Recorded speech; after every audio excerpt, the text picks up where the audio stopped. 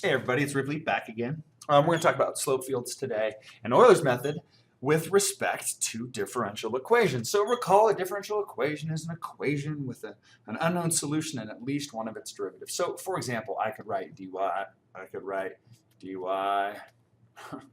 dx is equal to x plus y. Let's keep it simple. Keep it simple. All right. Now, there's a problem though. In this case, this is a surprisingly difficult differential equation to solve. And you're actually not going to learn how to solve this until you get farther up into studying differential equations. However, there's something called a slope field. You'll also hear this referred to as a direction field, depending on which textbook you use or which exam you're taking. And it's super simple. All it is, I don't make no sense.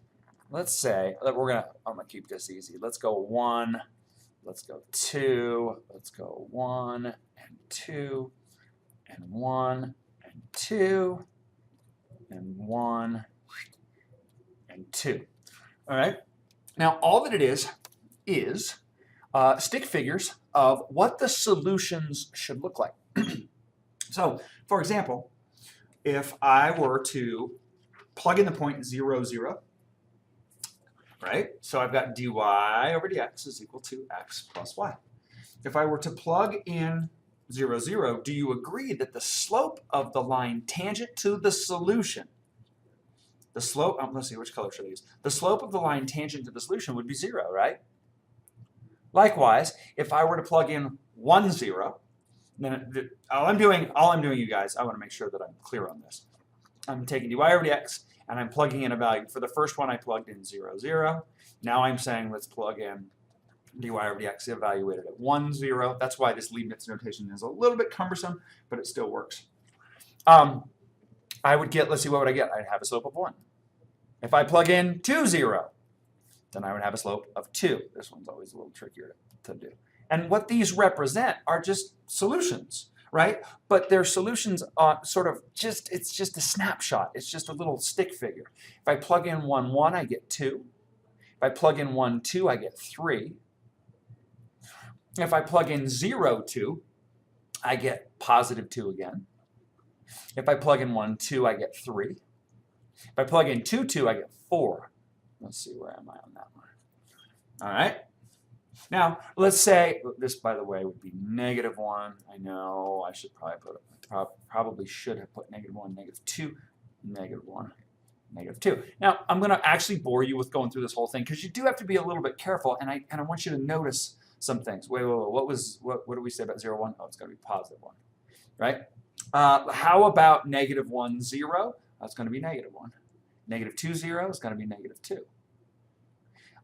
Negative 1, 1 is going to be 0, which is weird. Oh, that's cool. Look at that. Oh, negative 2, 2 is also going to be 0. That's going to be interesting how that plays out mathematically. Negative 2, positive 1 is negative 1. Did I miss any? I did. Negative 1, positive 2 is going to be positive 1. Huh, that's interesting. So everything, well, let's test this guy. It appears that everything above y equals negative x is going to be positive, and everything below it's going to be negative, but I could be wrong. It certainly won't be the first time. Let's see, 0, negative 1 is going to be negative 1. 0, negative 2 is going to be negative 2.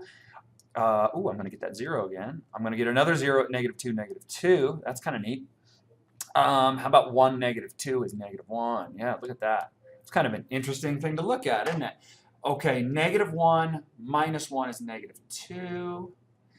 Negative 2 minus 1 is negative 3. Oh, goodness, these things are starting to get steep. Negative 2, negative 4. Oh, wow, that's negative 4. That's really steep. And then negative 1, negative 2 is negative 3. Same as that. Okay, so let's try and sort of figure out what's going on here. Like, what would solutions look like? Well, we know that any solution that passes through here is going to have, it's going to level off, true? So let's just try and let the let's just try and let the slope field tell us what to do. I'm going to draw just this little dotted line just to have it as a point of reference at y equals negative x. So let's say that I have an initial point. I know this about the solution of this differential equation. I know that it passes through 1, 1. Okay?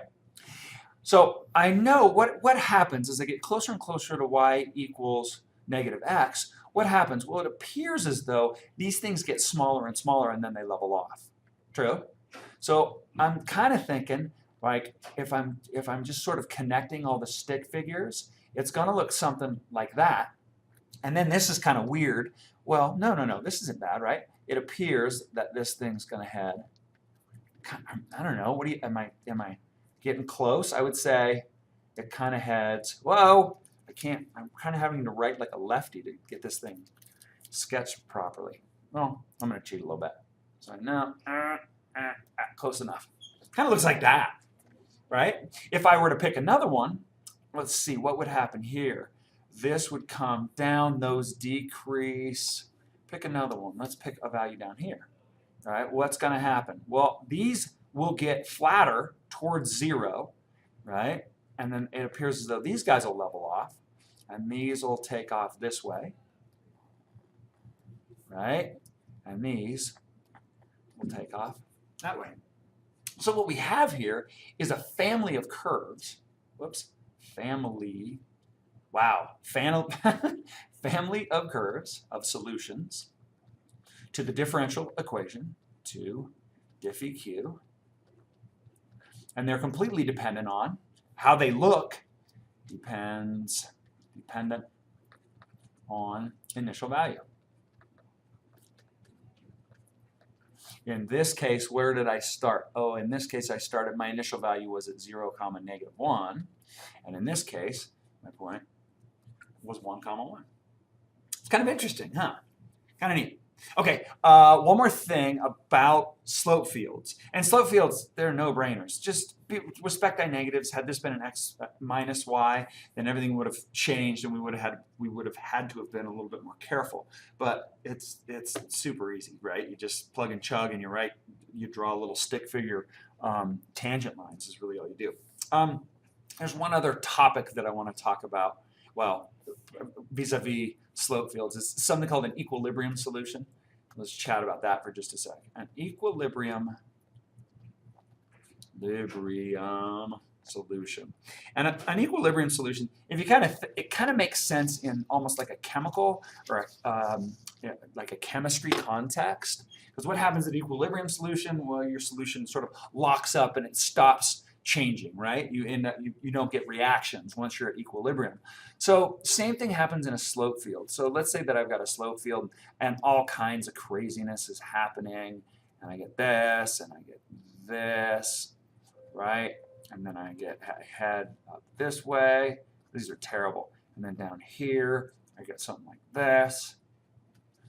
All right, now these are supposed to be slope fields, horribly drawn. All right, so what an equilibrium solution is it's a constant solution. It's where y equals constant, y equals some constant, so y equals some constant, is a solution to your differential equation. And what it does to the slope field is it bends the slope field asymptotically around it. So in this case, y equals c, I'm just calling this guy c right here, is my equilibrium solution. And think about that like in a chemical reaction, right? After in solution, I've got some in solution, meaning chemical solution, not mathematical solution. I've got something changing in a beaker, and then all of a sudden it just sort of levels off. The rate of change goes to 0, right? The thing stops changing. So same thing. If let's say down here it appears as though I would have some sort of y equals c2. Now you may say, Ripley, this is starting to look a little familiar. It looks like that logistics differential equation that we talked about in the last section, and you'd be right.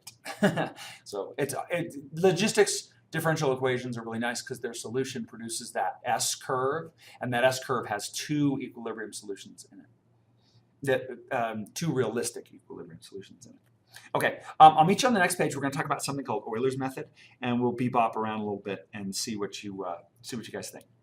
Okay, let's have a quick little chat about Euler's method, because Euler's method is so elegant and it's so easy and it's crazy. So let me show you kind of the gist of what Euler's method does. So let's say that we have an unknown solution that we don't know about. We've got some differential equation. Now, a lot of authors, and this is a little bit annoying, and I understand why they do it.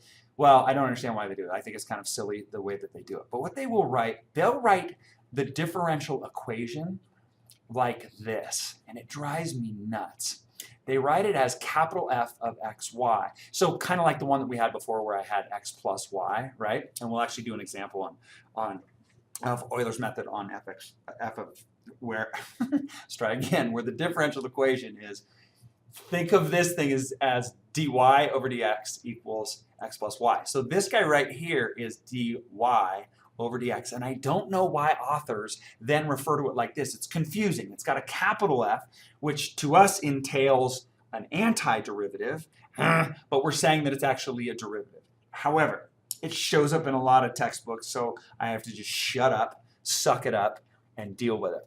All right, so let's say that we've got a differential equation and we don't know what its solution is, and we don't have an analytical way to get to said solution. So just for giggles, let's make this function look like this. Now you may say, Ripley, that looks a heck of a lot like the square root of x.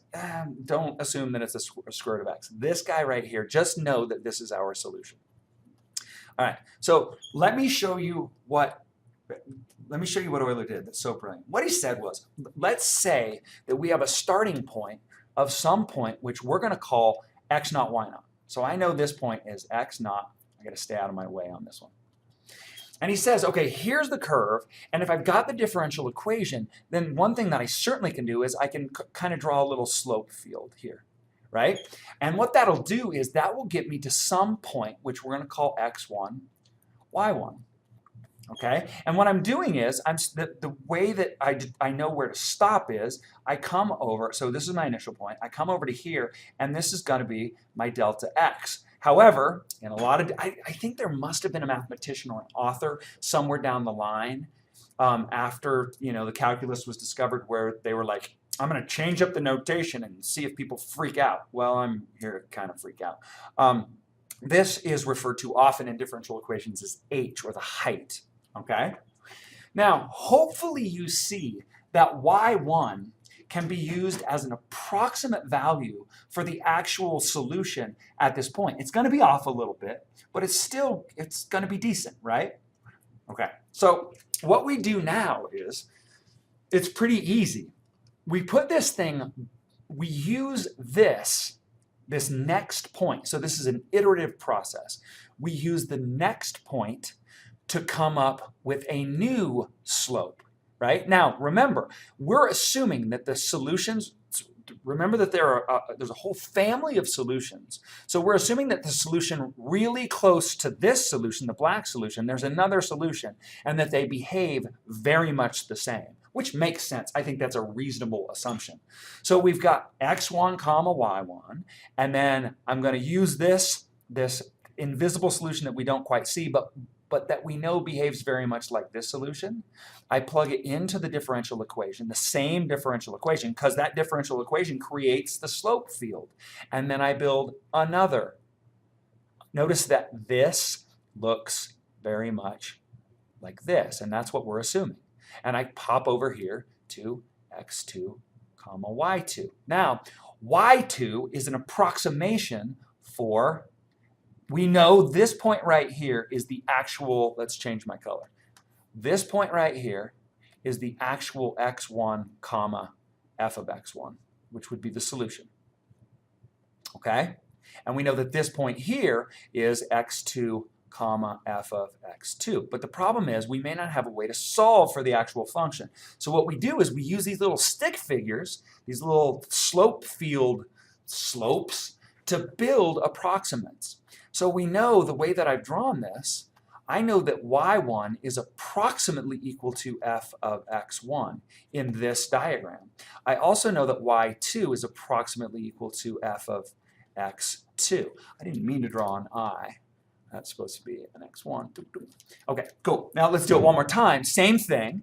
And we're starting to drift, though, a little bit, aren't we? We got to be a little bit careful. let me make sure I identify that I moved over delta x here. And then I do it one more time. And notice that this guy gets me over here to x3 comma y3. And I've moved over delta x. I know my delta x is getting a little bit bigger. And this point down here is the actual, this point down here is the actual x3 f of x3. And what we're doing is we're using y3, this y3, to approximate f of x3. You know, with a lot of math instructors, you get good teaching. But with me, you get good teaching and sound effects. And that's got to count for something. Okay, yeah. All right, enough of that garbage.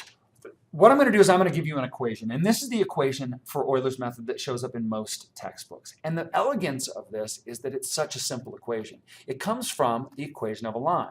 Well, hopefully you know that y2 minus y1 is equal to m times x2 minus x1. Right?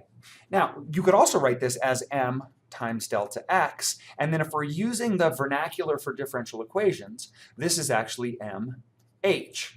Okay? So y2 minus y1 is equal to mh. Okay, that's easy.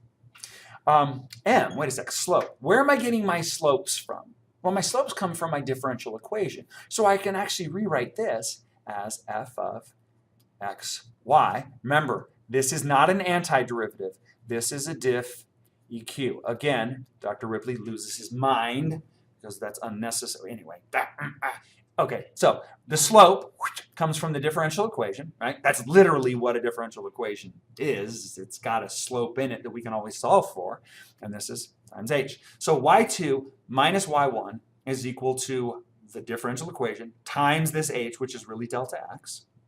Okay, and then I've got y2. I'm going to solve it. So y2 is equal to y1 plus f of xy times h. Now, if you think about that, what I did, I could actually, I could put any two values into this, right? I could be doing between these 2 points, or I could be doing between these 2 points, in which case it would be y1 minus y naught, or it would be y3 minus y1. Delta x doesn't change. You have to pick that and stick with it, nor does the differential equation. Okay? So if I want to generalize this into something that's iterative, then I can simply say that y sub n plus 1 is equal to y sub n plus f of, now whoa, what's this? Well, I'm using my differential equation at the point that I started at. So this would actually be, in this equation, the m would be an x1, y1, wouldn't it? So again here, x1, y1. So in the general form, this would be f of x1, y1 times h. And guess what? I'm done. This is literally Euler's method. Now let's use it and be done here so we can be happy. And then you'll see what happens. Here's what I want to do. I know, let's say, just for giggles, I know that the solution to this differential, a solution to this differential equation passes through the point 1, comma 1. But I don't have any way to solve for it. So what I'm going to do is I'm going to use Euler's method to figure out, I want to know approximately what is f of, let's go 1.1, or not 1.1, that would be boring. Let's go 1.2. 1.2, 1.2. And we're going to set h equal to 0.1. So this should tell us that we're going to do Euler's method times 2. We're going to do this process twice. So I know that x naught, y naught is equal to 1, 1. So I'm off to the races. I'm going to use this differential equation, this guy right here. So this is our buddy. So I know that y1, just following the end of my nose, is equal to y naught plus f of x naught, y naught, times h. That's the formula. So let's plug and chug. Y naught is 1 plus, now here we go. This is kind of easy. I know that f of x naught, y naught is well, 1 plus 1. So this is going to be times 1, or excuse me, plus 1 times 0.1. So this is going to be 1 plus 2 times 0.1. 2 times 0.1 is 0.2. So this is 1.2. Now, we got to be careful here. This is what I want you to understand.